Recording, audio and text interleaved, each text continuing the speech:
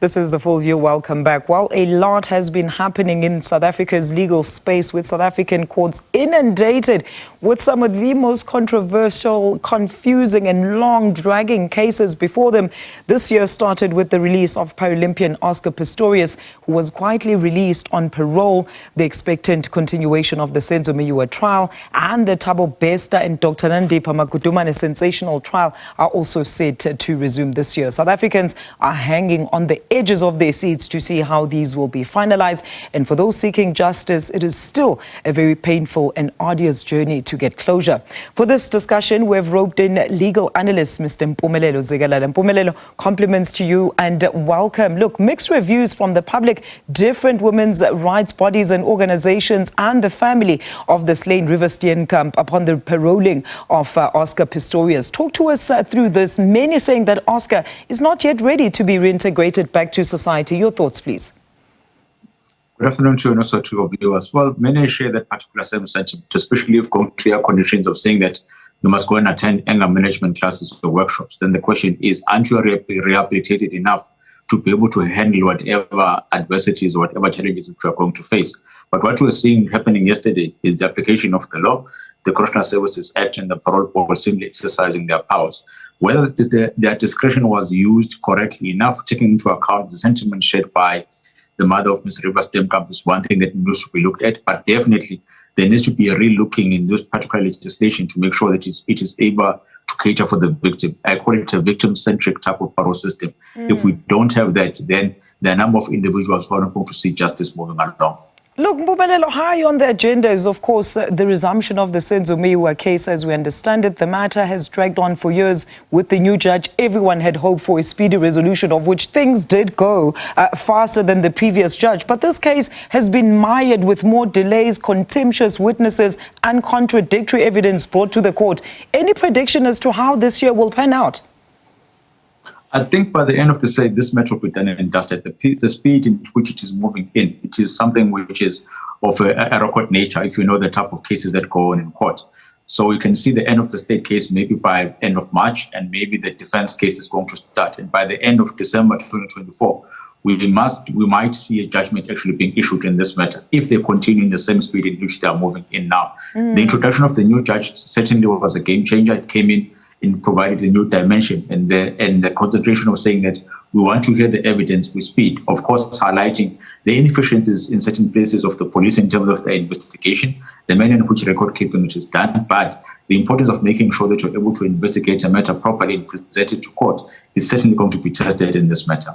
Talk to us about the former president's legal woes. I mean, we've seen him applying for private prosecution. It hasn't been successful. What do you foresee him, well, as they say, they call him a chess mover and a chess player. What do you think or anticipate some of his moves will be this year?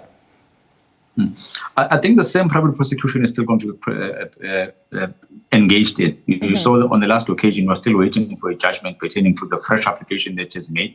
Some saying that he was regurgitating the application which was made earlier. It's just that this time it was made after there have been charges laid against Advocate Billy Dowd and Ms. Karen Moore. We may see him even going up to the Constitutional Court, which maybe will take us up until mid-September 2024.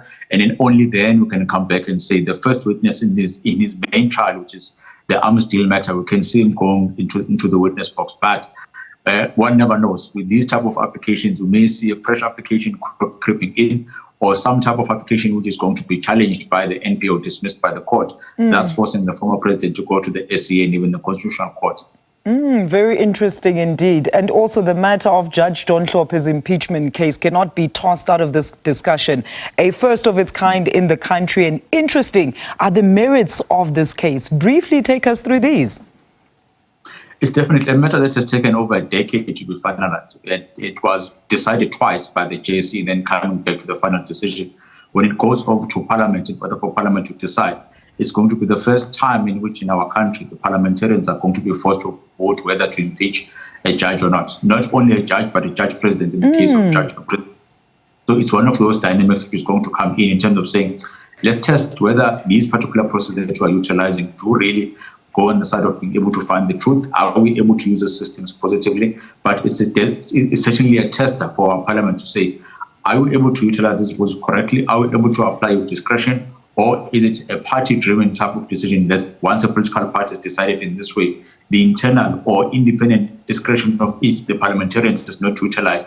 You simply follow the party lines and show it as it is. Look, Mpumelelo, look, there's, of course, Thabo Bester, the escape saga that also kept the public glued to their news outlets to see the sensational drama of a case.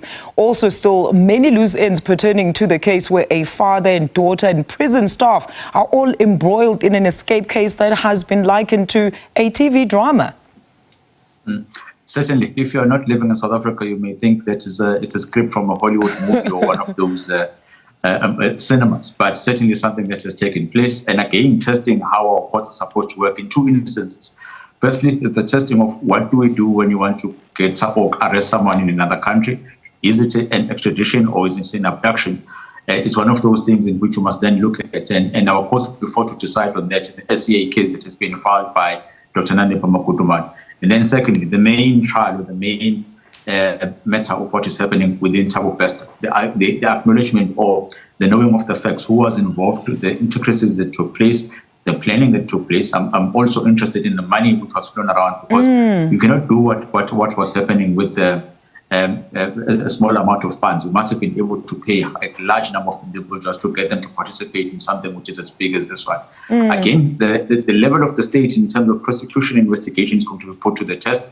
If they bundle this one and they are let go or scot-free due to technicalities or non-compliance with the law, certainly we are going to be the individuals who are going to say, you are supposed to do what you are paid to do. You have failed to do so. That's justice has not been done. And also, we must not forget that there's a life that has been lost here in the life of Mr. Bareng, if I'm not mistaken.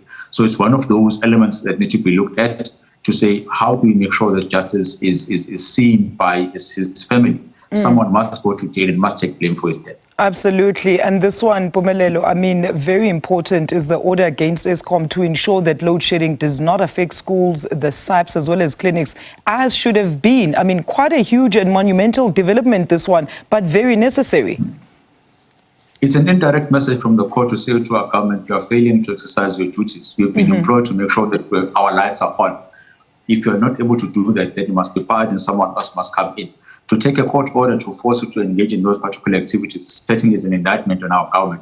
Now, we're going to wait and see. Do they appeal this particular matter, or do they go to their offices, do proper strategic planning and provide services to our country as we so deserve? It shouldn't have taken this far, but we are here now, and certainly we are going to wait and see whether they're going to be able to implement those particular resources and be able to provide the solutions which we're looking for. There was an MOU which was signed yesterday, or the news of it was led to us yesterday. Certainly something which I think our government is preparing to comply and giving full power to the now Minister of Electricity. So to say, this is the duty that you have, make sure that you provide electricity in those particular areas.